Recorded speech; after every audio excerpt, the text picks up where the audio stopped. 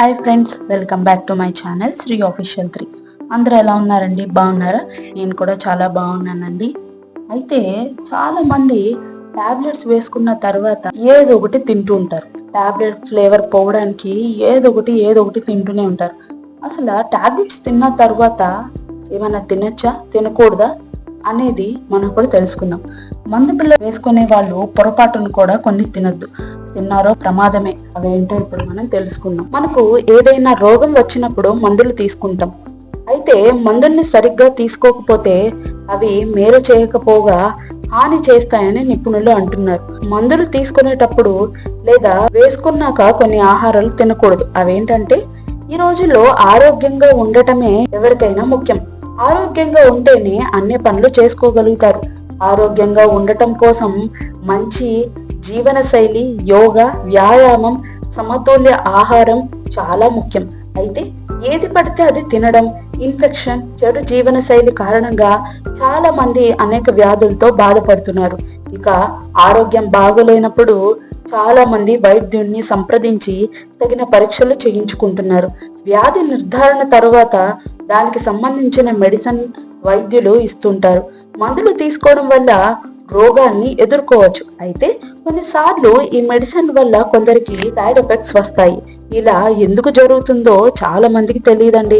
చాలా మంది మెడిసిన్ వేసుకున్నాక ఫ్రూట్ జ్యూస్, మిల్క్, మజ్జిగ తీసుకుంటారు. అయితే ఇది కరెక్ట్ పద్ధతి కాదని నిపుణులు హెచ్చరిస్తున్నారు. మెడిసిన్ తో పాటు లేదా తర్వాత తీసుకునే ఆహారాలు వాటితో ప్రతిచర్య జరిపే అవకాశం ఉంది. దీంతో సైడ్ ఎఫెక్ట్స్ వస్తాయి. మీరు తీసుకునే ఆహారం మెడిసిన్ ను ప్రభావితం చేయవచ్చు. మందులు వేసుకునేటప్పుడు లేదా తీసుకున్న తర్వాత ఏ ఆహారాలు తినకూడదో ఇప్పుడు మనం తెలుసుకుందాం. Grape juice. ఏ మెడిసిన్ తో అయినా సరే గ్రేప్ జ్యూస్ తీసుకోకూడదు.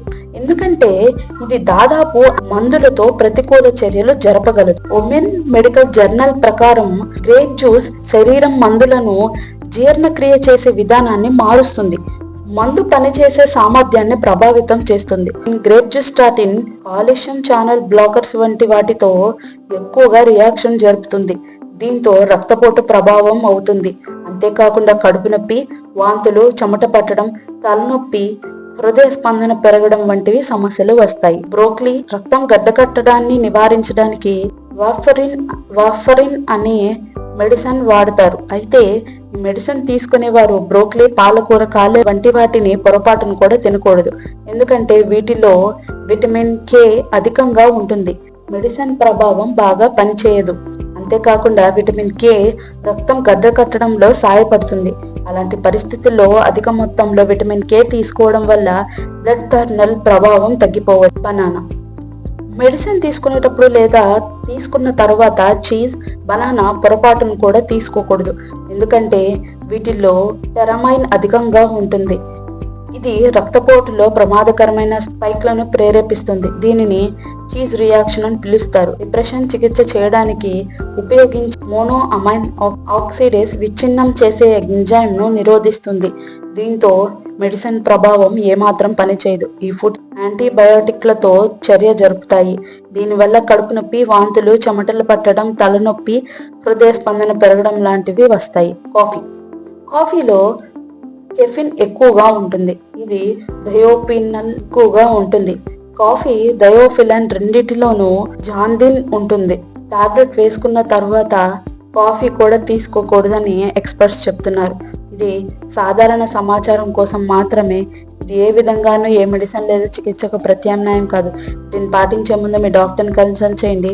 ఈ వీడియోని ఎండ్ వరకు చూసినందుకు చాలా థ్యాంక్ యూ. వీడియో మీకు నచ్చినట్లయితే లైక్ చేయండి, షేర్ చేయండి, కమెంట్ చేయండి, సబ్స్క్రైబ్ చేసుకోవడం మర్చిపోదు.